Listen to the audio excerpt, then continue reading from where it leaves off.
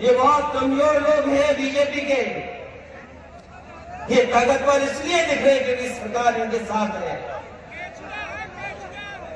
ये ताकतवर इसलिए दिख रहे सरकार से अन्याय करा रहे हैं और इनका साथ मीडिया के लोग दे रहे हैं।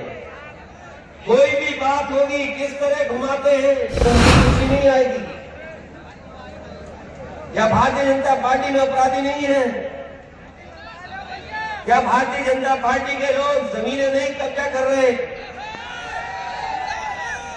क्या भारतीय जनता पार्टी के लोग गरीब किसान और समाजवादी कार्यकर्ताओं में झूठे मुकदमे नहीं लगा रहे?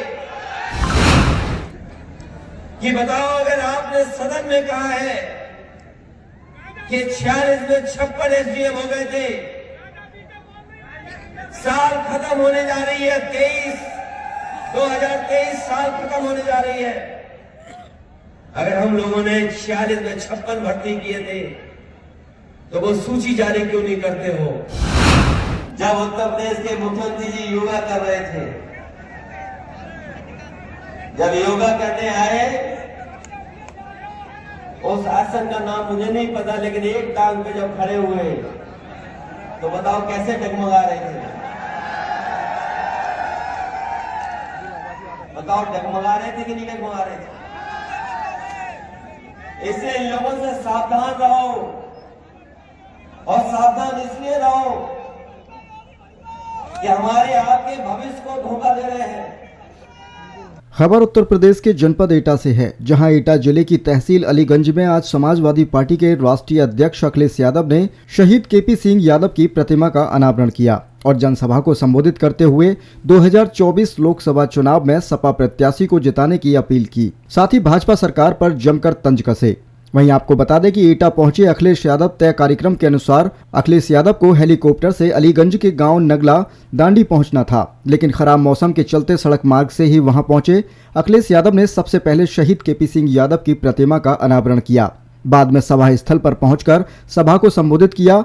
खराब मौसम के बीच कई हजार की संख्या में समाजवादी पार्टी के समर्थक और कार्यकर्ता उपस्थित रहे, जहां अखिलेश यादव ने सबसे पहले जातीय जनगणना की बात की और मुद्दा उठाते हुए कहा कि बिना जातीय जनगणना के सामाजिक न्याय संभव नहीं है। इसके बाद उन्होंने उत्तर प्रदेश सरकार पर हमला बोला। सरकार को घेरते हुए समाजवादी पार्टी के राष्ट्रीय अध्यक्ष ने कहा कि सड़क पर ट्रैफिक पुलिस के सिपाहियों से ज्यादा आवारा गौवंश दिखाई देते हैं, जिनको सरकार सही तरह से संरक्षण नहीं दे पा रही है, जिसके चलते प्रतिदिन किसी न किसी की जान जा रही है। अखिलेश यादव ने अलीगंज के पूर्व विधायक रामेश्वर सिंह यादव एवं पूर्व जिला पंचायत अध्यक्ष जोगिंदर सिंह यादव का जिक्र करते हुए कहा कि वर्तमान सरकार द्वेष की भावना से काम करते हुए झूठे मुकदमों के तहत उन्हें जेल में जबरन बंद किया गया है। अखिलेश यादव ने कहा कि जब समाजवादी पार्टी की सरकार आएगी तो सबके साथ न्याय होगा। सुमंत यादव, प्रधान संपादक, एटा की कलम से कवरेज रिपोर्ट। शहीद केपी सिंह यादव जी, उनको याद करता हूं और वहीं उनके परिवार के मैं सदस्यों का बहुत बहुत धन्यवाद और आभार प्रकट करूंगा कि इतने वर्षों से वो इंतजार कर रहे थे कि कोई न कोई समाजवादी पार्टी का और हम लोग उसका प्रतिमा का अनावरण करें आकर के। वो इंतजार करते रहे, लेकिन प्रतिमा का अनावरण नहीं होने दिया उन्होंने।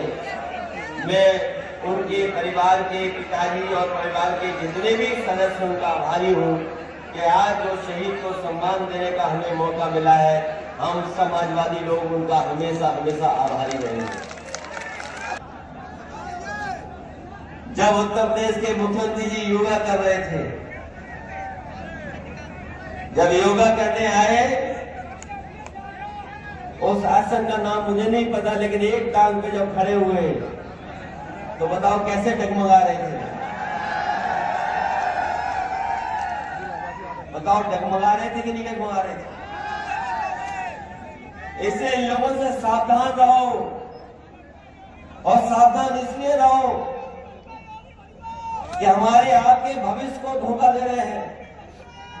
जो स्क्रिप्टेड हैं, स्क्रिप्टेड लीडर और मेकअप लीडर अगर सबसे ज्यादा कहीं है तो वो भारतीय जनता पार्टी। अध्यक्ष जी, विपक्ष की तरफ से प्रधानमंत्री का चेहरा कौन है, ये अभी स्पष्ट नहीं हुआ है। हमारे पास इतनी चॉइस है कि जिसमें आप लोकसभा के बाद तय कर लेंगे।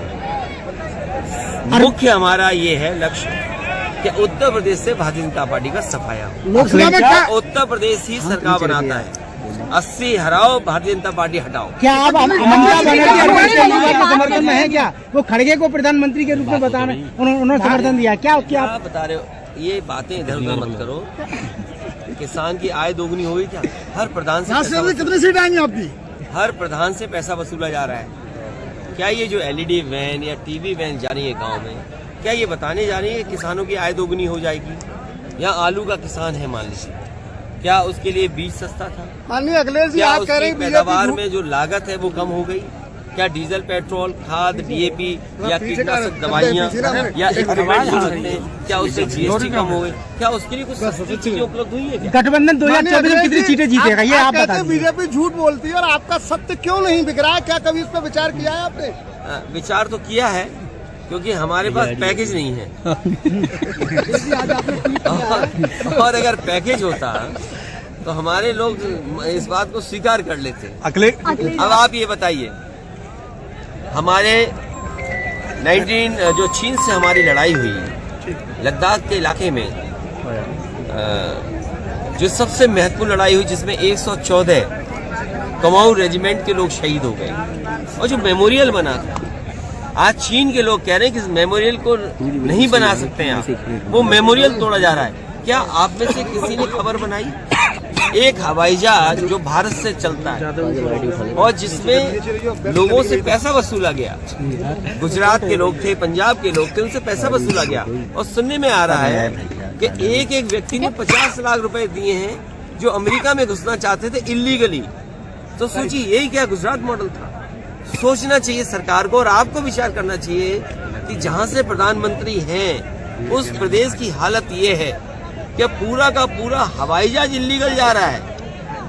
यहाँ तो आप अगर कोई छोटी घटना कर दो, अधिकारी आपके खिलाफ न जाने कितने मुकदमे लगाने को तैयार है, झूठे। लेकिन एक हवाई जहाज जा रहा है, उसमें इलीगल लोग बैठे हैं, फ्रांस ने पकड़ लिया। बताइए कितना बड़ा अपमान हुआ आपका। अखिलेश जी, जिस बीजेपी नेता पे दूसरा सवाल, जब देश के रक्षा मंत्री यूपी में एक शहीद हुआ कानपुर का नौजवान, क्या उसके घर परिवार में उसके परिवार के बीच बैठे जाकर? नहीं बैठे। जो सिविलियंस मरे, जो बैकवर्ड गुजर्स मरे, उन घर परिवार में क्यों गए? वो इसलिए गए क्योंकि फौज से या अधिकारियों से वो गलती हुई, और जिसके कारण 3 लोग और 8 लोग घायल हुए। 3 की जान गई, 8 घायल हुए। तो आप सवाल ये करिए बीजेपी से कि जो शहीद हुए उनके परिवार के सदस्यों के बीच में उनके बड़े बड़े लीडर बैठेंगे, जाएंगे घर उनके दुख में कि नहीं जाएंगे? और फिर जिस कॉफिन में जो शहीद आया था, कहा गया ये कॉफिन नहीं खोला जाएगा। तो सोचिए, हम इतने कमजोर दिखाई दे रहे हैं सीमा पर। आप तो लाल आंखें दिखाना चाहते थे, अब आपने आंखें बंद कर ली, और चीन से लेकर के दूसरे देश आपकी जमीनें कब्जा कर रहे हैं। और एक दिन आएगा कि आपको बहुत से इलाकों में जाने के लिए, जो भारत का इलाका था, आपको पासपोर्ट चाहिए होगा। आपने मानसरोवर यात्रा की बात की, क्या भारत ये कह सकता है कि मानसरोवर हमारा है? आप बहुत बड़े तीर्थ स्थान की बात कर रहे हैं। हमारे पत्रकार साथी पूछे कब जाओगे? अगर हम ये आपसे पूछें कि बीजेपी के लोग हमसे पूछते हैं कि अयोध्या कब जाओगे, हम बीजेपी के लोगों से पूछते हैं कि कैलाश और मानसरोवर कब भारत में आएगा? अखिलेश जी, इंडिया गठबंधन में किसको आप पीएम का चेहरा मानते हैं? आपके साथ जुड़े, क्या इंडिया गठबंधन में छोटे दल मिलेंगे? बहुत से दल हैं और दल जोड़े जाएंगे। अखिलेश जी, एक सवाल है, बहुत से दल हैं अभी, लेकिन लड़ाई शुरू हो चुकी है, मन बनाया जा चुका है, कौन कहाँ लड़ेगा उसकी तैयारी समाजवादी पार्टी ने। किस कार्यक्रम को लेकर आए हैं? हमारे एटा यहाँ पर किस कार्यक्रम को लेकर आप आए? हमारे एटा के सभी नेता कार्यकर्ता बैठे थे। हमारे पूर्व सांसद देवेंद्र यादव जी थे, कैलाश यादव जी थे, पार्टी के अध्यक्ष थे, पदाधिकारी थे, और भी जिम्मेदार नेता थे। उन सबसे राय मशवरा लिया है। उनकी जो भावना है, उसी भावना से हम लोग फैसला लेंगे। जीडीपी के बारे में ये बोलेंगे कि हमारे मुख्यमंत्री जी हैं, वो कह रहे हैं $1 ट्रिलियन इकोनॉमी। $1 ट्रिलियन इकोनॉमी बनाने के लिए 30 की ग्रोथ रेट चाहिए, 30%। क्या संभव है आपको? तो इसलिए जो व्यक्ति अपने नाम के आगे योगी लिखते हो और योग न कर पाते हो तो उनसे जीडीपी की बात क्यों करते हो? वो बात अंग्रेजी में इसलिए बोलते हैं जिससे आप लोग समझ ना पाए। जैसा जीरो टॉलरेंस, कानून व्यवस्था के लिए जीरो टॉलरेंस। जीरो टॉलरेंस नहीं, कानून व्यवस्था जीरो हो गई है। $1 ट्रिलियन इकोनॉमी, कोई जानता ही नहीं $1 ट्रिलियन क्या है। यहाँ आलू पूछ रहे लोग, खाद के बारे में जानना चाहते हैं, आप कह रहे $1 ट्रिलियन इकोनॉमी। अखिलेश जी, जिन नेताओं पे आपने अभी इशारे में कहा जमीन कब्जाने का जो बताया, वही नेता जो है आप पर सवाल कर रहे हैं कि उनका कहना यह है कि जो समाजवादी की लाल टोपी है ना, वो कार सेवकों के रंग से, खून से रंगी हुई है। वही जिन नेताओं पे आ रहा, कौन कह रहा है मुझे नहीं पता। सुब्रत पाठक का बयान। ऐसा है ना, कुछ लोगों के बारे में न बोला है तो ही अच्छा है। कुछ लोग हाईलाइट होने के लिए कुछ भी बोलना चाहते हैं। और रंग जानते हो लाल क्यों है? ये रेड कलर इमोशन का कलर है। अगर आप खुश होंगे तो आपके गाल और कान लाल हो जाएंगे, आप दुखी होंगे तो आपकी आंख और कान लाल हो जाएंगे। और हमारा खून हो, इनका खून हो, किसी का खून हो, सबका रंग लाल है। लाल जो रंग है वो इमोशन का है, और जो इमोशनलेस लोग हैं अखिलेश जी आपने वही इस तरह की बात